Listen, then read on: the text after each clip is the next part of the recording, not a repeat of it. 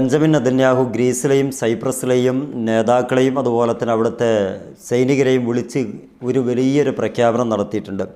Israel prime minister wanted Iran on Monday that any hostile move would draw sharp response and report from Tehran that missile drill were under way in several cities. We are aware that Iran is conducting military exercise.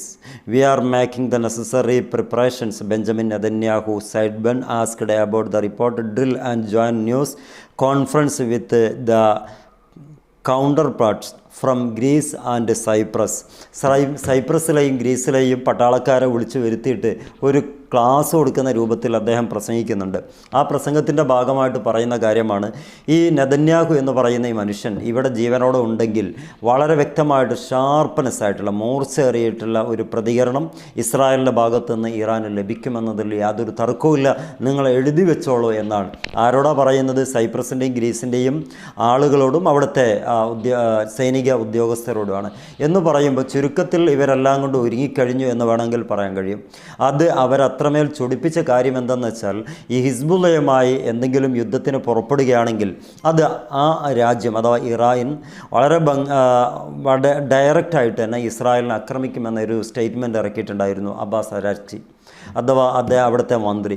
അതുകൊണ്ട് തന്നെ ഈ ഒരു വർത്തമാനം അത്ര കണ്ടിട്ട് ഇസ്രായേലിന് ബോധിച്ചിട്ടില്ല. ആ ഒരു സന്ദർഭത്തിലാണ് യാത്ര ചെയ്യുന്ന മധ്യേ ഗ്രീസിലെയും അതുപോലെ സൈപ്രസിലെയും സൈനിക മേധാവികളോട് സംസാരിക്കുന്നത്.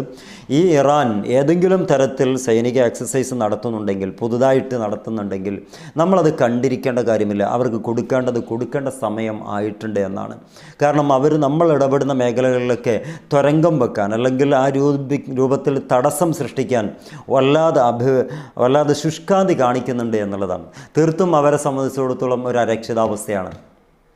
അമേരിക്ക ഉണ്ടാകുമെന്നുള്ള പ്രതീക്ഷയിൽ ഇറാൻ്റെ കയ്യിൽ നിന്ന് വാങ്ങിച്ചു വെച്ച തികച്ചും ഇന്ന് സ്വരുക്കൂട്ടാൻ കഴിഞ്ഞിട്ടില്ല. അത്രമേൽ ബില്യൺ ഡോളറിൻ്റെ നഷ്ടങ്ങളൊക്കെ നികത്തി വരുന്നേ ഉള്ളൂ. അതിനിടയ്ക്കാണ് അമേരിക്കയോട് എപ്പോഴും പറഞ്ഞുകൊണ്ടിരിക്കുന്നത്, നമുക്കൊന്ന് തിരിച്ചടിച്ചാൽ എന്തെന്ന്. അമേരിക്ക എപ്പോഴും പറയും ആയിട്ടില്ല എന്ന ആ ഒരു അനുമാനത്തിലാന്ന് തോന്നുന്നു. ഏതായിരുന്നാലും പോയിട്ട് കാല് പിടിച്ചിട്ടെങ്കിലും സമ്മതം വാങ്ങിക്കണം എന്നുള്ളിടത്താണ് ഇപ്പോൾ ഉള്ളത്. അതിൻ്റെ ഇടയിലാണ് ഹിസ്ബുള്ളയായിട്ടൊന്ന് ഏറ്റുമുട്ടണം എന്ന് ആഗ്രഹിച്ച് നടക്കുമ്പോഴാണ് പുതിയൊരു പ്രഖ്യാപനം. ഒരിക്കലും ഇറാൻ ഹിസ്ബുള്ളയുമായിട്ട് തുറന്ന യുദ്ധത്തിലേക്ക് ഇസ്രായേൽ പോവുകയാണെങ്കിൽ ഇറാൻ കണ്ണ് ചിമ്മി നിൽക്കില്ല. ഇറാൻ ഹിസ്ബുള്ളയുമായിട്ട് കൈകോർത്തുകൊണ്ട് ഇറാൻ ഇസ്രായേലിനെതിരെ പോരാടുമെന്നുള്ള വലിയ അർത്ഥശങ്കക്കിടമില്ലാതെ ഒരു പ്രഖ്യാപനം നടത്തുകയാണ്. അപ്പോൾ അവിടെയും പ്രശ്നമാണ്. എന്താണ് നെതന്യാഹുവിൻ്റെ മൊത്തത്തിലുള്ള പ്രശ്നമെന്ന് ചോദിച്ചാൽ, ഇവൻ അഴിമതി കേസിൽ പ്രശ്നമാണ്. അതുപോലെ തന്നെ സ്ത്രീ ലംബടനാണ്. അതോടൊപ്പം തന്നെ ഒരുപാട് അവിടത്തേക്ക് കൊണ്ടുവന്നിട്ടുള്ള സാറ്റലൈറ്റ് സംവിധാനങ്ങളും അതുപോലത്തെ ടെലികോം സംവിധാനങ്ങൾക്കെല്ലാം വേണ്ടി ഒരുപാട് പൈസ ഷെക്കലുകൾ കണ്ടമാനം അവർ വാങ്ങിച്ചിട്ടുണ്ട്, കൈക്കൂലി അഴിമതികൾ നടത്തിയിട്ടുണ്ട് എന്നുള്ള ഒരു വലിയ ഒരു വിചാരണ നേരിടുന്നുണ്ട് എന്നുള്ളത് നമുക്കൊക്കെ അറിയാം. ആ വിചാരണയെ നീട്ടി കൊണ്ടുപോയത് 2023 ഒക്ടോബർ 7 വിചാരണയ്ക്ക് വിധേയമാകേണ്ട അതേ കക്ഷി അന്നൊരു ഹമാസിനെ കൊണ്ട് ചെയ്യിപ്പിച്ചതോ അല്ല ഹമാസ് ആ തീയതി തന്നെ തിരഞ്ഞെടുത്തതോ എന്തോ ആ സംഭവം അവിടെ ഇൻസിഡൻറ്റ് നടന്നതോടുകൂടി ആ ഇസ്രായേലി ജനതയ്ക്കും ഇസ്രായേലിൻ്റെ കോടതികൾക്കും ഒരു വലിയൊരു പ്രതിസന്ധി ഉണ്ടായിക്കഴിഞ്ഞു. അപ്പോൾ ആ സമയത്ത് ഇയാളെ കൊണ്ടുവന്ന് വിചാരണ ചെയ്യുക എന്ന് പറയുന്നത് ആ നാട്ടിൽ തന്നെ വലിയൊരു എതിർവികാരം ഉണ്ടാവുമെന്ന് മനസ്സിലാക്കി അങ്ങനെ കണ്ടിന്യൂ ചെയ്യാണ്. അതിൻ്റെ ഇടയിലാണ് ഹമാസ് ഏറെക്കുറെ ശരിയായി കഴിഞ്ഞു എന്നൊക്കെ കരുതിയിട്ട് ഇറാനെതിരെ തോണ്ടാൻ പോയി. കാരണം ഇറാനെതിരെ തോണ്ടാൻ പോയാൽ 14 കൊല്ലത്തേക്ക് വളരെ എളുപ്പത്തിൽ ആ കാര്യങ്ങളൊക്കെ ഒന്ന് മറച്ചു വെച്ചുകൊണ്ട് മുന്നോട്ട് പോകാമെന്ന് കരുതിയതാണ്. നമ്മുടെ ഒരു ഒപ്പീനിയൻസാണ്. എന്നാൽ അവിടെ 12 ദിവസം കൊണ്ട് അതങ്ങ് നിരപ്പാക്കി കൊടുത്തു. ഇനി സംഭവം നടക്കൂല എന്ന് തോന്നിയപ്പം അവിടെ അവസാനിപ്പിച്ചു. ഇപ്പം ഇനി ഹിസ്ബുള്ളയാണ് നല്ലത്. കാരണം ഹിസ്ബുള്ളക്ക് എന്തെങ്കിലും ഒന്ന് കൊടുത്താലല്ലേ നമ്മുടെ വിചാരണ വീണ്ടും നീണ്ടു പോവുള്ളൂ. അപ്പോഴാണ് ഇറാൻ വന്ന് പറയുന്നത്. തൊട്ട് മുമ്പത്തെ വീഡിയോയിൽ ഞാൻ പറയുന്നുണ്ട്, വെറുതെ പറയല്ല കേട്ടോ, ഞാനിത് കാണിച്ചു തരാം. നിങ്ങൾക്ക് വേണമെങ്കിൽ ഈ ഒരു ഇറാൻ ഇൻ്റർനാഷണൽ എന്ന് പറയുന്ന ആ ഒരു ഇതാ കാണുന്നുണ്ടല്ലോ, ഇറാൻ ഇൻ്റർനാഷണൽ എന്ന് പറയുന്ന വെബ്സൈറ്റിൽ പോയി നോക്കിയാൽ കാണാൻ പറ്റും.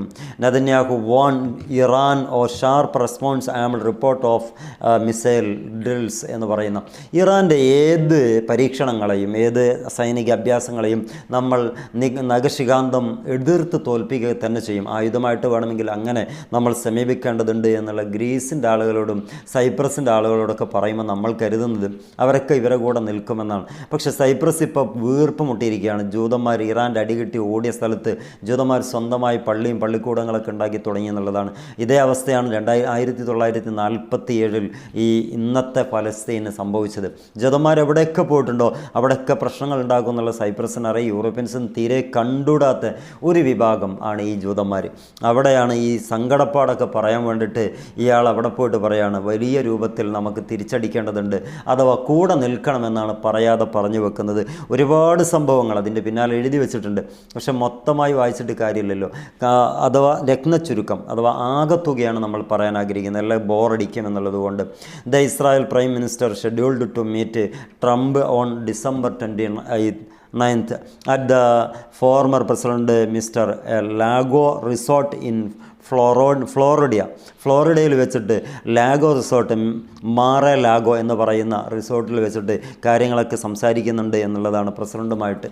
അഥവാ അന്ന് നമ്മളുടെ സംസാരങ്ങൾ വൈകുകയാണെങ്കിൽ ഈ നെതന്യാഹു വീണ്ടും ജയിലിലേക്ക് പോകേണ്ടി വരും. കാരണം അങ്ങനെയാണ് അവിടുത്തെ കാര്യങ്ങളൊക്കെ ഒന്ന് വായിച്ചാൽ ഈ ഹിബ്രു പത്രത്തിൽ അത് കൃത്യമായിട്ട് എഴുതി വെക്കുന്നുണ്ട്. ഇത് തിടുക്കത്തിൽ ഒരു യുദ്ധത്തെ കൊണ്ടുവരുന്നത് ഇവൻ്റെ മാത്രം അഥവാ നെതന്യാഹുവിൻ്റെ മാത്രം അത്യാവശ്യമായിട്ടുള്ള കാര്യമാണ്. ഈ ജൂതന്മാർക്കോ അല്ലെങ്കിൽ മിതവാദികളായിട്ടുള്ള ജൂത പൗരന്മാർക്കോ ഇതിൽ യാതൊരു പങ്കുമില്ല. ഇത് വലതുപക്ഷ തീവ്രവാദികളായിട്ടുള്ള ജൂതന്മാർക്കും നെതന്യാഹുവിനും മാത്രമുള്ളത്. കാരണം നെതന്യാഹു കുടുങ്ങുകയാണെങ്കിൽ പിന്നാലെ കുടുങ്ങിപ്പോകുന്ന ഒരുപാടെണ്ണം ആ രാജ്യത്ത് ഭരണകക്ഷിയായിട്ട് തുടർന്നുകൊണ്ടിരിക്കുന്നുണ്ട്. അവിടെയാണ് നമ്മൾ ഈ കാണുന്ന പുറംതൊലികളുണ്ടല്ലോ, അതെല്ലാം വെറുതെയാണ്. ഉള്ളിലുള്ള കാഴ്ചകൾ വളരെ ഭീകരമാണ്. അതുകൊണ്ടാണ് എപ്പോഴും പ്രശ്നങ്ങൾ ഉണ്ടായിക്കൊണ്ടേയിരിക്കുന്നത്. അവിടെയാണ് എല്ലാം പെട്ടുകിടക്കുന്നത്. ഈ ഒരു സമാധാനം ഉണ്ടായിക്കഴിഞ്ഞാൽ വീണ്ടും ഒരു കുത്തിപ്പൊക്കിക്കൊണ്ടു വന്നിട്ട് വളരെ വലിയ രൂപത്തിൽ വിചാരണയ്ക്ക് നേരിടേണ്ടി വരും. പലപ്പോഴും നമ്മൾ കണ്ടതാണ്. ഹിസ്ബുള്ളയെ ആക്രമിച്ചു, ഹമാസിനെ ആക്രമിച്ചു, ഇറാൻ ആക്രമിച്ചു, അതേപോലെ തന്നെ ഈ സിറിയയിൽ പോയിട്ട് വേണ്ട വിധത്തിലൊക്കെ അവിടെ പിടിച്ചടക്കി. അത് പിന്നെ പ്രശ്നങ്ങളൊന്നും ഉണ്ടായിരുന്നില്ല. കാരണം സിറിയ ഭരിച്ചുകൊണ്ടിരിക്കുന്നത് ഇവരെ തന്നെ ഒരു പാവ സർക്കാരായതുകൊണ്ട് കാര്യങ്ങളൊക്കെ വളരെ ഭംഗിയായിരുന്നു തുടക്കം മുതൽ ഒടുക്കം വരെ. ഇപ്പം ഈ സമയം വരെ അമേരിക്കയുടെയും ഇസ്രായേലിൻ്റെയും നയതന്ത്രപരമായിട്ടുള്ള ഒരുപാട് പ്രശ്നങ്ങൾ മുന്നോട്ട് വെച്ചിട്ടുണ്ടെങ്കിൽ പോലും, നയങ്ങൾ മുന്നോട്ട് വെച്ചിട്ടുണ്ടെങ്കിൽ പോലും ഒന്നിനു പുറകെ ഒന്നായി തള്ളിക്കളയുകയോ അത് പാളിപ്പോവുകയോ ചെയ്തിട്ടുണ്ട്. നെതന്യാഹുവിനെ സംബന്ധിച്ചിടത്തോളം ഇവിടുന്ന് രക്ഷപ്പെടാനുള്ള മാർഗം മാത്രമാണ് നോക്കുന്നുള്ളൂ. ഇനി അതിൻ്റെ വലിയ രൂപത്തിൽ ഭീഷണിയായിട്ട് തന്നെ മുന്നോട്ട് വരികയാണെങ്കിൽ എത്ര കണ്ട് ആ ഇസ്രായേൽ പരാജയപ്പെട്ടു പോകുമെന്നുള്ളത് ആകത്തുക നമ്മൾ ഇത്രയും കാലം വായിച്ചതിൽ നിന്നും കേട്ടതിൽ നിന്നും മനസ്സിലാക്കാൻ പറ്റും. പലരും പറയുന്നുണ്ട് ഇറാൻ തോറ്റ് തുന്നം പാറിപ്പോവും, ഇസ്രായേൽ വിജയിച്ച് കയറി വരും. ഫസ്റ്റ് ആ ടൈമിൽ, സെക്കൻഡ് ടൈം എന്താവും എന്നുള്ളത് നമുക്ക് പറയാൻ കഴിയില്ല. ഫസ്റ്റ് ടൈമിൽ ഇറാൻ വിജയിച്ച് കുറേയും കൂടി കാലം ഇറാൻ്റെ പരിധിയിൽ തന്നെ കാര്യങ്ങൾ മുന്നോട്ട് കൊണ്ടുപോകുമെന്നുള്ളതാണ് നമ്മുടെ ചരിത്ര പുസ്തകങ്ങളൊക്കെ കാണുന്നത്. അഥവാ ഇറാൻ ലാസ്റ്റ് ടൈം പരാജയപ്പെടും എന്നുള്ളത് പറയുന്നുണ്ടെങ്കിൽ പോലും അറ്റ് ഫസ്റ്റ് ഏറ്റവും നന്നായിട്ട് പെർഫോം ചെയ്യാൻ ഇന്ന് ലോകത്ത് നല്ല ഒരു ശക്തിയായി വളർന്നു വരാൻ ഇറാന് സാധിക്കുമെന്നുള്ളത് തന്നെയാണ് യുദ്ധവിദഗ്ധരായിട്ടുള്ള ആളുകളും അതിനോടനുബന്ധമായി ഇറാൻ അനുകൂലികളും പറഞ്ഞു വെക്കുന്നത്. ഇറാൻ ഇസ്രായേൽ ബന്ധത്തിൽ ഏറ്റവും നല്ല ഒരു തീരുമാനമെടുക്കേണ്ടത് നെതന്യാഹു അടങ്ങിയിരിക്കുക, സ്വന്തമായി കിട്ടിയ രാജ്യത്തെ വളരെ കെട്ടിപ്പടുത്ത് കൊണ്ടുവരിക, നഷ്ടങ്ങളൊക്കെ നികത്തിക്കൊണ്ടുവരിക. അതിനായിരിക്കണം ഈ നെതന്യാഹു ഇപ്പോൾ ശ്രമിക്കേണ്ടത്. പക്ഷേ നെതന്യാഹുവിന് ശ്രമം നടത്താൻ സാധിക്കില്ല. കാരണം അവിടെ വിചാരണ കോടതി വീണ്ടും വിളിക്കും. അതിനു മുമ്പേ എന്തെങ്കിലും ഒരു പ്രശ്നത്തിലേക്ക് എടുത്തു ചാടൽ അനിവാര്യമാണ്. എന്നിട്ട് അവിടുത്തെ ആളുകളോട് പറയണം, നമ്മളിപ്പോൾ പ്രതിസന്ധിയിലാണ്, നമുക്കത് കഴിഞ്ഞിട്ടാകാം മറ്റുള്ള കാര്യങ്ങൾ.